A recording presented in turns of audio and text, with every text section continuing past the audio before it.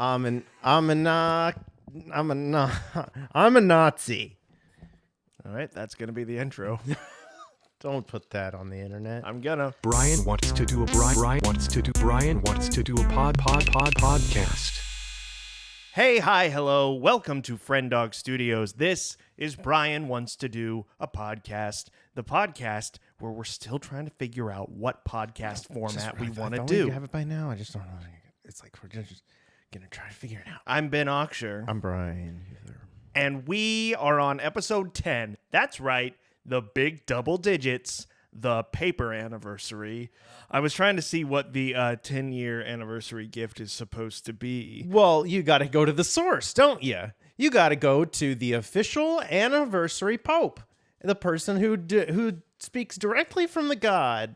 Hello, I'm the anniversary pope. You are now so old, the anniversary pope. Yes, I just celebrated my own 100-year anniversary. What is that? It's the dust anniversary, where you turn it to dust. Let it be known, the anniversary pope has delivered a message from God. The dust anniversary, 100th anniversary, everybody. You turn it to dust like at the end of an Infinity War.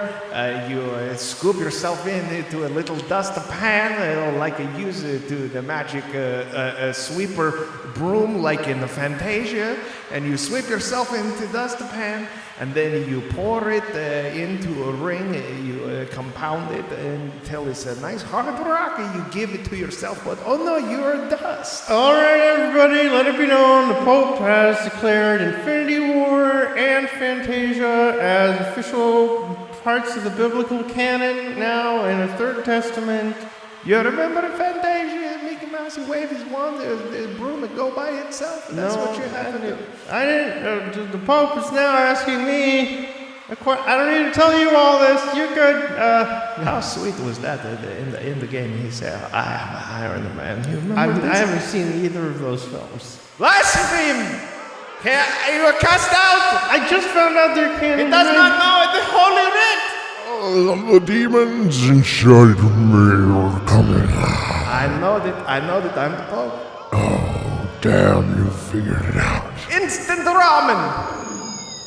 I was trying to think of a spell to cast on a demon. Like Alakadabras. Yeah, but what came out of my mouth was an instant ramen. You'll eat that instant ramen. So, Brian, I got a question for you. Oh boy, I think I know what it is. What idea do you want to float down the river today? Well, we got a Twitter suggestion. Oh, we did? Yeah, we did. It comes from someone named David Huther. Definitely not your brother. I mean, it's not my brother. And here's what he said. I suggest Another Man's Treasure, a podcast where you pick a pop culture pariah, something like Nickelback people are supposed to dislike, do an overview of how it became such an artistic byword, and make the best possible case that can be made for some part of it being worthwhile. That's interesting. That's very fleshed out, first of all. Yeah. Second of Let's all, ruin it. He said byword? Yes, an artistic byword. What is? How about I look it up? I don't know that word. An example, a classic case, a model, an embodiment. So, okay. Yeah, so like if you were trying to think of a byword for horrible butt rock, you might say Nickelback. Right. Or right. if you were trying to think of a band that's horrible and everybody hates, that's like the byword would maybe be Nickelback. Or if you were trying to think of like a byword for like some of, the nation's like most notorious criminals, you might say like Nickelback. Nickelback, yeah. If you were trying to come up with a byword for the person that seduced your mom and caused the divorce of your parents, you might say Nickelback. Yeah. Right. The first thing that comes to my mind when we're talking about Nickelback is that like Nickelback, obviously, like not a great band, but certainly not the worst band. No, everyone talks about them like they're the worst band, but that's not true. The worst bands you've never heard. The worst bands are wailing away somewhere in somebody's garage, and it's just unlistenable and terrible. Nickelback is a band that has gained enough of a fan base that they can be considered the worst on a popular level. I think it's only overrated things. I think it's popular things that people hate. Right. Hey, Brian, can you name any Nickelback songs? Oh, shit. They had a song about like a shooting star or a moonbeam or some celestial body. I'm looking at a list of like their popular songs right now. I don't see. I think you're out of your mind. I don't think that exists. I think if we looked at the lyrics, we'd find something that I'm looking at titles and I'm trying to see if any of the. Oh, this is how you remind me of what I really am. That's the one I'm thinking of. That's the one. Yeah, there's a lyric in there somewhere about something in the sky with diamonds. Are you confusing Nickelback with the Beatles as you often do? Oh, right. One of them is really good and one of them is really bad. Yeah. See, it's funny because I think if I get a Nickelback, that's good, and I think if there's Beatles, I don't like that. So that's right. So it's hard to remember which is which because I associate everything through just like mnemonic devices. So yeah. there's like Can we talk about this? You always say mnemonic. What is it? Mnemonic. Okay, so.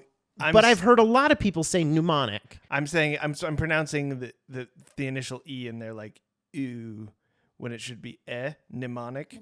That's my understanding. I think I confuse it in my mind with pneumatic, like the tubes. Yes, that's the one that I'm thinking of. Yeah. A pneumatic drill or something. Right. Which is a new kind of automatic thing. Yeah, pneumatic. Yeah, like I invented a pneumatic straw. It's an automatic straw that's new that I made that sucks all the drink out of your drink for you so you don't have to have it. Oh my gosh, can you imagine if you just put your mouth on something and then it did all the sucking for you?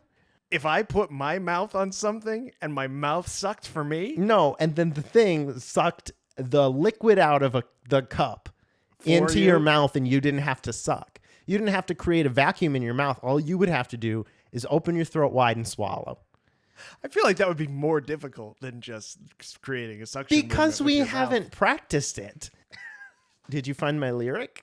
No, I looked all the way through those lyrics. There's nothing about stars or nothing in this song. I don't know what. Sing the song you're thinking of. And then a shooting star and the moon remind me of who I really am. Keep going. You and me going down to the memory lake to drown ourselves. And we both know love is a two-letter word for being really stupid. And if you don't sit on my riding lawnmower, then we're gonna have a problem to be solving. So it would be an interesting thing if we were going to try to like delve into like why. Yeah, when we would do it like that too, because it's so us. Why ain't the Nickelback so popular? She said, drinking her pumpkin spiced latte. So that would be, we'd do Nickelback episode 1, episode 2, pumpkin spiced lattes. Episode 3 would probably be Big Bang Theory. Episode 4 would be Twilight. It would the be like Twilight. Oh yeah, the Twilight books. of which there's a new one coming out this year. Oh yeah, what's that called? New Moon. Pneumatic Moon. Pneumatic Moon. It's about a new moon that's automatically there, and so it's just like boom, and then suddenly Edward is the other one, Jacob's a werewolf, and he's like, oh man. When I look up at the pneumatic moon and Jacob is the man in the moon and his sparkling chest and his rippling abs remind me of the pneumatic times we had.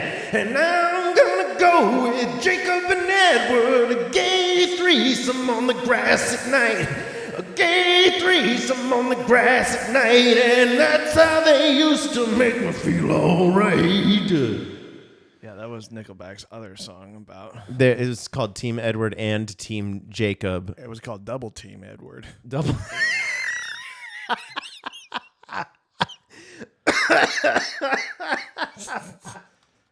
Chad Kroeger is 45 years old now. That tracks. That would have put him in his mid 20s at the height of their popularity, I think. And he has a net worth of $60 million. Cool. So, So it's like right about where I'm at. Oh, here's a question. Is Nickelback still a thing?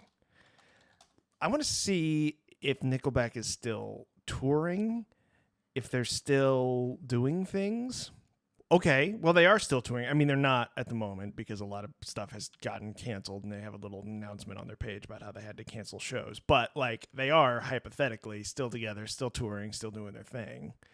So that's interesting. Can you imagine if you had to tour the country performing little videos that you made when you were in high school? Can you imagine, like, if the thing that you made 25 years ago was the thing you had to do? All right, everybody, here's the skit that I wrote about my cat. I can't hear you. Skit that you wrote about your cat. That would be crazy. It's just, I mean, if at some point in your life there was just a snapshot taken of your creative output at that time, and then that was it. Yeah. You know, and that was your peak. Right, and everybody was just like, keep doing that. Not just keep making it available for us to just like stream at our whim or whatever, but just like come to my house and do that again. You know what I just realized is I've kind of had this experience a little bit. Oh, yeah? I mean, we've made some things that people are like, just keep making that. And Oh, we're for like, sure. You can't really. Right, which doesn't make any sense because it's not like a song when you make like a video, because it's just like, well, that was one thing. If you want to watch it again, just watch it again. We can't make it again. We can make something similar to it. We'll do a shot-by-shot remake of one of our own sketches. Like that guy who did an exact shot-for-shot remake of Psycho, and then everybody went, cool, why?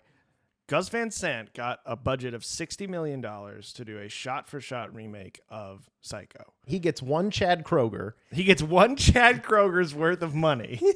You take a Chad Kroger, you put him in the pneumatic tube, you send him up through the bank. They give you back a check for making a movie that somebody else already made. There's a lollipop That's in there. Hollywood, baby. That's Lollywood, baby. You get a lollipop when you go to the bank. That's Lollywood, baby. I wish that when I deposited a check through my app, that my phone would give me a lollipop. If our phones could 3D print. Yeah. Yeah, I mean, there's a day coming when everybody's going to have a 3D printer. Yeah. And it's going to use a series of mnemonic tubes. Honestly, given my endless history of frustration with 2D printers, I'm not ready for 3D printers. I'm not ready to add an entire new dimension to going, what the fuck? What? It says it's empty.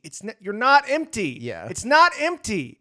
Oh, fuck. Why won't it connect to the Wi-Fi? I'm not ready for that. I think if I had a 3D printer that could print out a lollipop, I would probably not have it print out a lollipop. I would just have it spray the lollipop stuff straight into my mouth. If you've got a food printer, like a replicator that can just take all of the elements of the food and just plop the thing out, instead people just start mainlining like Big Macs by just turning them into an aerosol spray. Yeah, I mean, right? Just like, never mind that. Fuck that. I made a workaround. You got to jailbreak your phone, but once you jailbreak your phone, you can just have it spray it right into your mouth, and you can just kind of inhale the particulate of the fast food. It's the fastest fucking food. Your mom and your second cousin are sharing memes about like, oh, I always drink my coffee when it's too hot. My pizza, I just can't wait. And they burn their mouth, and then it's just going to be like, oh my God, I don't even wait for my lollipop to print out.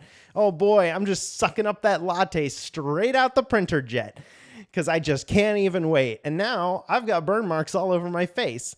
Oops, it was still set to print out a gold brick. That's going to become the big danger of it. It's just like, look, don't jailbreak your phone. Don't do the aerosol challenge, because what's going to happen is you're going to end up printing something into your mouth that you didn't mean to. Yeah, you don't remember. You don't know what's in that printer queue. Yeah. You don't know what's in that printer queue. And they're so easy to hack somebody else, because somebody... And they print out a that's modeled after and suddenly you've got a and it's not a lollipop. Let's talk about Patreon. Okay.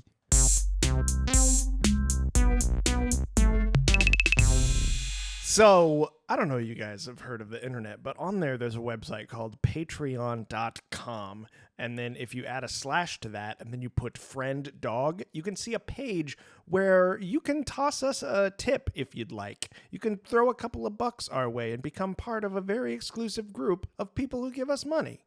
Why would you do that, you might ask? And if you're asking that, then you're not the kind of person who's going to do it.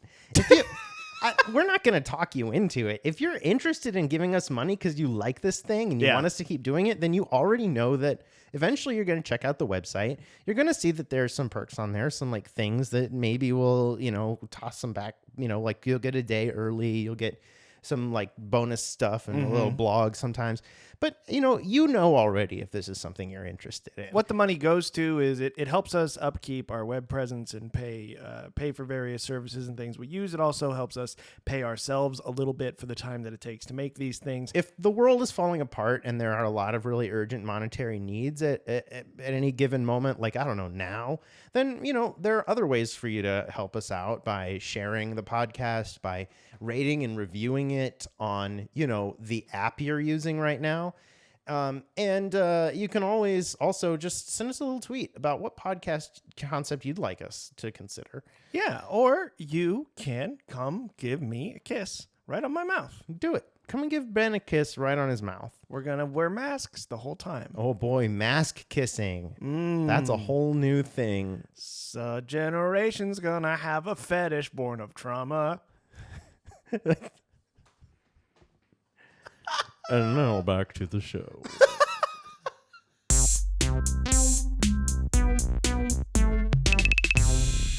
There's something cathartically fun about taking something that is kind of popular and ripping it to shreds, which is maybe not fair. I do this with the musical Rent. I talk about how I fucking hate it, and it's the worst thing. And I'm Cats. like, right. But, like, Rent it's not the worst thing. It's got plenty of redeeming qualities to it. It's interesting. But the reason that I get so frustrated with it is because it's so popular. And I look at it and I go, like, it doesn't deserve to be as popular as it is. Overrated. Yeah, it's overrated. That's, Brian, I just said a lot of words that brought us back to the concept of overrated. Yeah. It's cool. It's just that I'm like 30 minutes ahead of you. No worries. You're using all of your brain. Yeah, I've got a pneumatic brain. You guys know that that myth that we Limitless. only use 10% of our brains, which is totally not true. Why would we have all our brain if we didn't use it? It's vestigial brain. We used to be way smarter, and then we decided to quit using all of our brain it's parts. it's like a hard drive. It's like it used to have to be so much bigger, but now like we've got solid state brains. Can you imagine if we had hard drive brains? Like that had discs that had to spin around, and like going jogging could erase your memories. Like when you had a Discman in your pocket when you would try to walk around in the mid 2000s. If you fall off a bike, you got to back up your brain all the time, but nobody knows how. So we just don't exercise. That's what a will is, really. But also, yeah. That's what a will is. That's what a journal is. It's just like, I got to back up my brain. I should get around to that. Yeah. But in case this one dies, I got to let people know what I was thinking. Yeah, everybody's going to want to know. We were going somewhere, but I feel like we've talked a lot about Nickelback. Well, yeah, that's true. We can stop doing that. We don't have to. You're the one who just brought him back up again. You're right. We were talking about CDs. Oh, you're telling the truth. You gotta speak it, boy. CDs nuts. CDs nuts. That is such a good joke. I don't know why people aren't doing that still so much. These nuts. Yeah, these nuts. Put that up in the museum of jokes. We'd say no, man. Get it. Keep it in circulation. Yeah, don't Hogard it like the Sacagawea coins. Yeah, don't circulate it. Yeah, don't keep those. You don't got to put those in like state quarters on your little map. Yeah, just keep these nuts in the Those air. state quarters are still just worth a quarter. Yeah, the Sacagawea dollars are still just worth $1. And these nuts are still worth a whole joke. Chuck Norris jokes. You remember those? Yeah. Remember Chuck Norris jokes? Yeah, they were good. They had their time in the sun. How strong is Chuck Norris? I don't know how strong is he? He's so strong. He just lifted both of us up in the air while I was talking. Oh, man. Did you know that behind Chuck Norris's eyes is a brain that can do differential calculus? Did you know that Chuck Norris doesn't jump? He pushes the planet away from him, and then it just keeps floating towards the sun, and we all die, and Chuck Norris is floating in the vacuum of space. Did you know that Chuck Norris runs so fast that relative to the speed at which everyone else is going, time passes for him in a different way, and by the time he gets back home, his children are dead and everyone is dead because time on Earth has passed at a rate that's so different from his own, and He goes on another run in order to clear his head, and when he comes back, the world is but a barren wasteland. He has outlived all man. He is the last man. He is the Omega Man. He sits and weeps, for his strength has been his undoing. Did you know that about Chuck Norris? Oh my gosh, did you know that Chuck Norris has a balanced stock portfolio? And then he ends up alone in existence, like the other jokes do. Have him doing it. And it's like he owns the whole stock market eventually, and then he stands on the floor of the Wall Street Stock Exchange and he says, "I have all the stock market." Brian, what if one person had all the stocks and all the money, like most of it, like all of it? Wouldn't everybody else doing a stocks just be like, all right, well, we're not going to use that version of stocks anymore. Yeah. We're going to make new different things. His don't mean anything anymore. Maybe that's how, Brian, I think eventually we might have the had an idea. 1%. Maybe the 99% should just start using a different version of money. We're just like, yeah, your money doesn't mean anything to us anymore. You can use it amongst yourselves. Have fun. You can't use that. That's no good here. We have a different new form of money. And they're like, no, but I collected so much of it. And you're just like, well, you should have seen this coming. It's free market, motherfucker. I don't see any reason that wouldn't work. No, there's no reason. Legitimately, I have no concept of why that wouldn't work. I mean, I know that I'm a guy who has like never really studied economics on any real level. But usually when I think something, I then also think I'm right about it. Yeah. So why wouldn't I also think I'm right about this? Yeah. Like the Dunning-Kruger effect tells us something about, people who know more and are more confident. I don't remember the whole thing, but I'm pretty sure it means I'm right. Let's do pros and cons. By that you mean prawns and cones? Cones and prawns. I did a little rewrite on the lyrics to the song okay. that I think might be pertinent. Oh, okay. So it would go like... Hit me with it. Let me see. I just got to make sure I remember. Cones and prawns, what's going on? Cones are pros and prawns are cons. It's pros and cons. You mean cones and prawns at the end? Cones and prawns, what's going on? The cones are pros and prawns are cons. It's cones and prawns. Now that nobody's confused, let's keep going. I would say that a cone for me is that it's sort of countercultural. Yeah, and that's I think that's something that's very valid right now. You know what else is really valid is D's nuts. It's like that. It's the way that you turn something into something else that this podcast idea would do. Here's a prawn. I think that sometimes our comedy, sometimes it comes from a sense of irony and like not saying sincerely what we think sometimes. I mean, I think that's the basis of most comedy, but I feel like this would have to be a sincere attempt on both of our parts to appreciate and enjoy whatever the thing was. We'd have to really open ourselves up to loving a band again. I think another cone is, again, searchable terms on the internet. We're talking Nickelback, Big Bang Theory, spiced lattes, all of the stuff that everybody talks about every year and all of the time. Because we're nostalgia-based creatures. We run on nostalgia. Put it in my tank and I'll run for a while. I'm a millennial. I'm a robot that runs on memories and despair. There's a 30-year nostalgia cycle that continues year after year. If you exploit something that happened a few decades ago, there's a built-in audience. I think it might work best as like a mini-series, to be honest. Because I think if you could pick like 5 or whatever, like something from different categories, like the biggest players in those categories. Like 5 things. Yeah. Like 5 things. Like 5 things. If you keep going, I don't know how long you could do it before you got to stuff that was so obscure that it was just like, why are we even talking about it? Right, or stuff that's like popular, but not very many people actually hate. Like, oh, Hamilton's so popular. Let me just make a prediction right now. The Hamilton hate is coming. It's coming in the next like 2 years. People are going to turn so hard on that musical. I guarantee it. I'm saying it right now on the airwaves, mid-2020. I still haven't really listened to the soundtrack except for one time. You hipster. I just can't do it. When everybody loves something, You know what I do is I automatically put myself in the role of outsider. I believe that I can never understand and be on the in group of something. So when it feels like the whole world is in on something together, I just assume that I'm going to feel awful if I try to engage with it because I won't be able to get into their mindset because that's what my youth trained me to do is believe that I'm outside of all the groups. Well, that's a bummer. Yeah, but it's also, I think it means it can change. Yeah. Recognizing it is the first step to heckanizing it, which means sending it to heck. Yeah.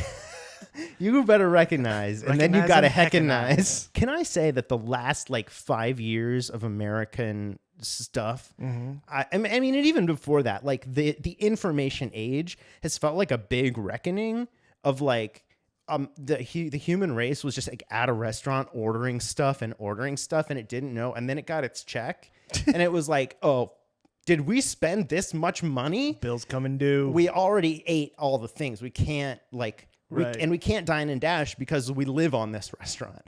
And so now it's we got to pay all these bills. So we've got this huge reckoning and this panicky moment of what? And there's all these people who are like, what? I didn't buy that. This is a mistake. All I had was a salad. I didn't even. And just pretending it's not existing. But then there's also some of us who are like, okay, this is what we have to deal with now. Right. And I say us, but I don't know. I don't know about me. I'd like to be one of those people. We'll see.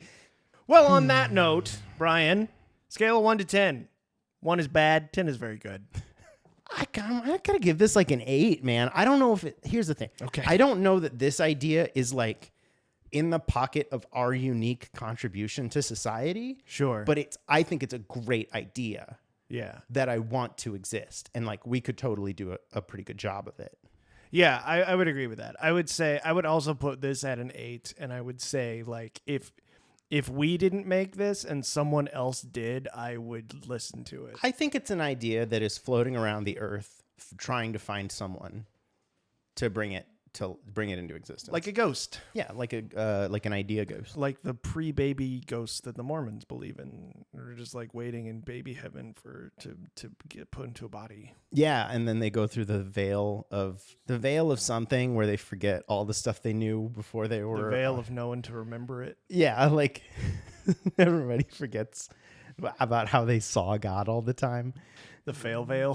Fail veil. You just got angels are constantly posting memes of souls who are passing through the veil into human existence. And it's just oh, they forgot. Fail veil. Fail veil. Fail.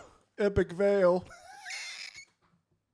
Oh, that sound I made was a far off tarantulasaurus. Yeah, or a very close meek dolphin. A meek dolphin. A pneumatic dolphin. Oh, man. I could go for some fries and a meek dolphin right now. There's one right over there. Do you hear it making its dolphin sound?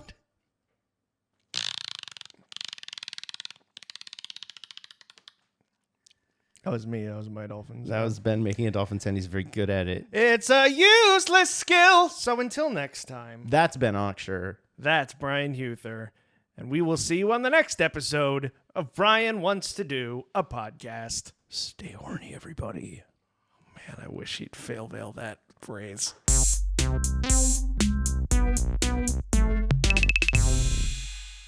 Are you a Nazi? No. Damn, I thought I had him.